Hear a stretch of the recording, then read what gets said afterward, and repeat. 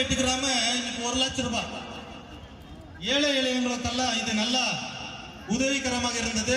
அவர்கள் நீரோடு வாழ வேண்டும்.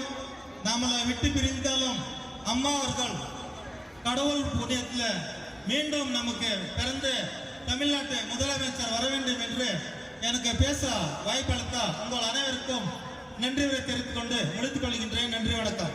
மேற்கு மாவட்ட இலக்கிய அவைத் தலைவரும் கவுன்சிலருமான குணசேகரன் அவர்களை பேசுவதில் இருக்கிறேன். கழக நிறுவனர் புரட்சி தலைவர் எம்ஜிஆரே, 3 எழுத்து மந்திரமே, ஒருமைகளை போக்கிய வாத்தியாரே, பார்ப்பவரும் தந்தமே, மாணிக்கமே, மக்கள் திலகமே, உங்களை நான் வணங்கி மகிழ்கிறேன்.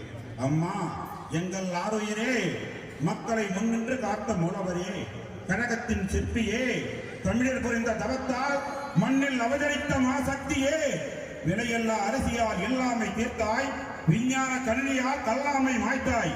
அம்மா அமைதி பூங்காவாய் தமிழகத்தை ஆக்கினார். உழவர் வாழ்வு வளம் பெற வெள்ளாமை பெருக்கினார். வேலையில்லா வெள்ளாமை தீர்க்க மின் உற்பத்தியை பெருக்கினார். தோட்டக்கலையை வளர்த்தார். சுற்றுலா செழிக்க செய்தார். மேம்பாலங்கள் கட்டினார். உழைத்து பிழைப்பவர் வாழ்வில் உயர்வுகளை தந்திட்டார். தாயின் பெயரை தலையெழுத்தாகும் உரிமை கொடுத்தார். விலையில்லாத கறவை மாடுகள், விலையில்லா ஆடுகள் என வழங்கி விவசாய பெருமக்கள் துயர் தடுத்தார். குப்பை தொட்டியில் குழந்தை என்னும் கொடுமைக்கு அரசு தொட்டினால் உயிர் காத்தார். பள்ளி மாணவர்களுக்கு கூடுதல் சீருடைகள், பள்ளிக்கு விரைந்து செல்ல விலையில்லா சைக்கிள், அரசு கல்லூரிக்கு அதிக வசதிகள் என செயல்படுத்தி கல்வி பயிர் வளர்ச்சி தலைவாணியாக அம்மா செயல்பட்டார்.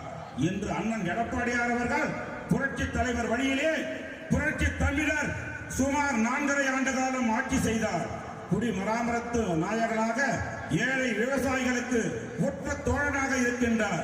தமிழகத்தில் கல்வியை மேம்படுத்த 11 மருத்துவக் கல்லூரிகளை தமிழகத்திற்கே கொண்டு வந்தார்.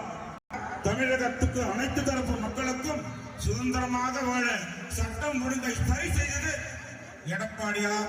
புரட்சி தலைவரின் ஆட்சி, அம்மாவின் ஆட்சி, எடப்பாடியார் ஆட்சி தான் தமிழக மக்களை எல்லாம் காக்கும் ஒரே ஆட்சி அனைத்து இந்திய அண்ணா திராவிட முன்னேற்ற கழகத்தின் ஆட்சி.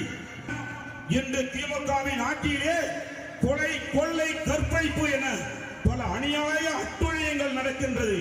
இந்த தீய சக்தி ஆட்சியை அகற்ற, மக்களை காக்கவே புரட்சி தலைவர் அனைத்து இந்திய அண்ணா திமுகவை உருவாக்கினார்.